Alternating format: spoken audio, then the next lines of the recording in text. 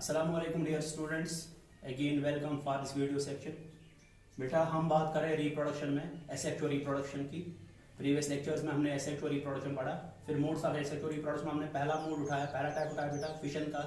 Fission में हमने देखा कि एक जानदार अपनी बॉडी के एक पेरेंट मैच्योरिटी के बाद अपनी बॉडी के या तो दो हिस्से करता है ताकि दो डॉटर सेल्स बनाया जाए, या अपनी बॉडी के दो से ज्यादा हिस्से करता है ताकि दो से ज्यादा बॉडी डॉटर सेल्स को बनाया जाए।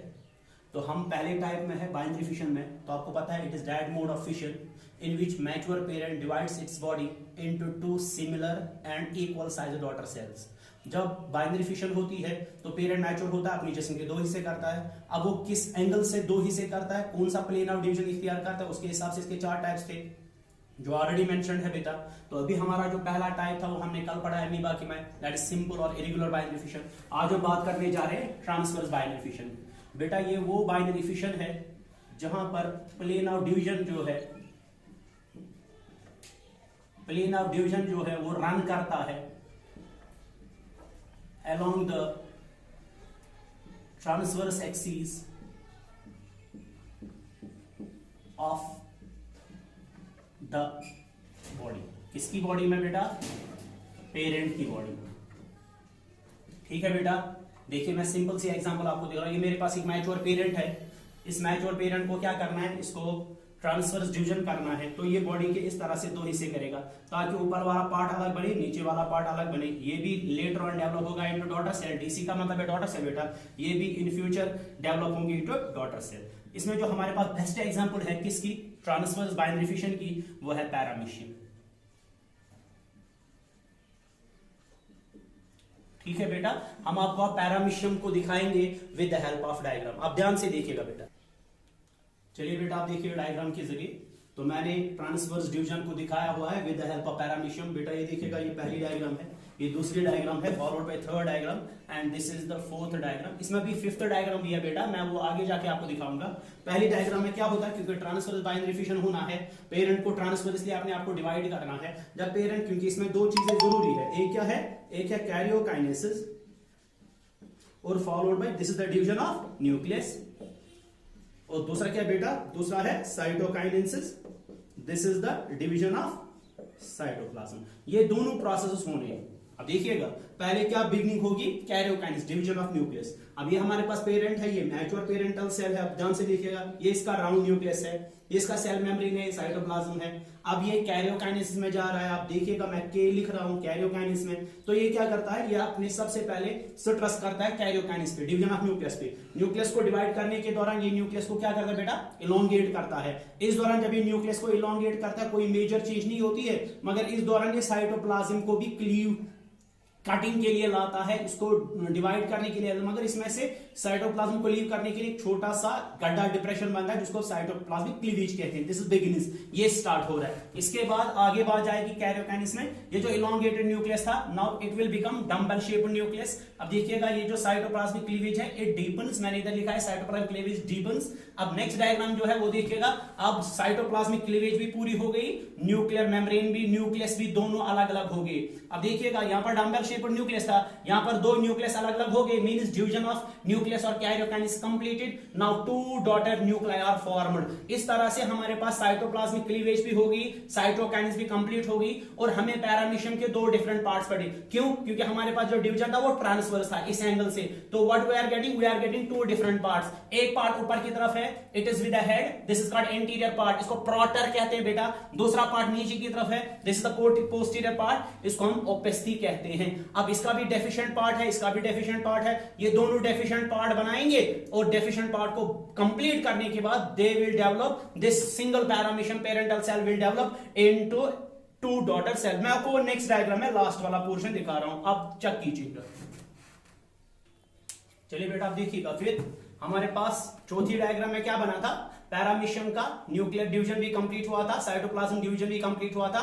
तो हमारे पास दो डिफरेंट पार्ट्स बने, दो डॉटर सेल्स नहीं बने, दो डिफरेंट पार्ट्स बने। One is anterior part, another is posterior part. Anterior part क्या है, प्रोटर कहलाता है, पोस्टीरियर पार्ट ओपेस्थी कहलाता है। अब डायग्राम को यहां पर देखिएगा, अब इसका भी जो प्रोटर पार्ट में डेफिशिएंट पार्ट बना है वो इसने रीजनरेट किया, इसका जो ओपेस्थी पार्ट में, पोस्टीरियर पार्ट में जो एंटीरियर पार्ट डेफिशिएंट था वो भी बना। इस तरह से हमारे पास आप देखिएगा ये जो ब्लैक लाइनिंग है this is the deficient part. यहां पर जो ब्लैक पोर्शन है इसका क्या पेंडिंग था, डेफिशिएंट था। इसको किसकी कमी थी, इसको पोस्टीरियर पार्ट की कमी थी। ये पोस्टीरियर पार्ट बना गया है, now it is getting developed into a well full fledged daughter cell. इसका एंटीरियर पार्ट डेफिशिएंट था, इसकी कमी थी, इसने भी बना दिया। इस तरह से कैरियोकाइनेसिस कंप्लीट होने के साथ साइटोकाइनेसिस बंद होगी और हमें ट्रांसवर्स डिवीजन के जरिए, जहां पर प्लेन ऑफ डिवीजन क्या रन कर रहा था ट्रांसवर्सली, हमें क्या मिला, we are getting 2 daughter cells, 2 daughter cells. अब हम नेक्स्ट पॉइंट ले रहे हैं, ठीक है बेटा। ओके डियर, अभी हम कौन सा पार्ट पढ़ रहे हैं, तीसरा पार्ट पढ़ रहे हैं। तीसरा क्या है, लॉन्गिट्यूडिनल बाइनिफिशियन। लॉन्गिट्यूडिनल बाइनिफिशियन में क्या है, जो प्लेन ऑफ डिवीजन है, थोड़ा ध्यान से देखिएगा, प्लेन ऑफ डिवीजन जो है यानी कि डिवाइडिंग लाइन जो है वो रन करती है, कहां से रन करती है, along longitudinal axis of body. वो क्या हुआ, लॉन्गिट्यूडिनल एक्सिस का मतलब है प्लेन ऑफ डिवीजन रन करता है फ्रॉम हेड टू टेल, ठीक है बेटा, हेड टू टेल।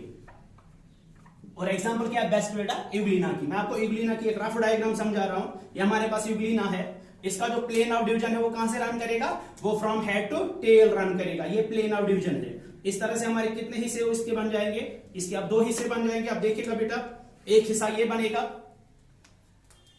एक हिस्सा ये बनेगा, ठीक है बेटा, दूसरा हिस्सा ये बनेगा। तो फिर लेटर ऑन ये भी डेवलप होगा डॉटर सेल में, it will also develop into DC, it will also develop into daughter cell. मगर क्राइटेरिया सेम है बेटा, जो हमने इससे पहले 2 में बयान किया था। पहले क्या होना है, कैरियोकाइनेसिस फॉलोड बाय साइटोकाइनेसिस, ठीक है बेटा।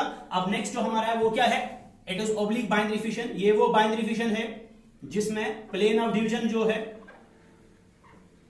वो रन करता है, क्या रन करता है, कैसे काटता है, एट एन एंगल, वो एंगल के हिसाब से रन करता है।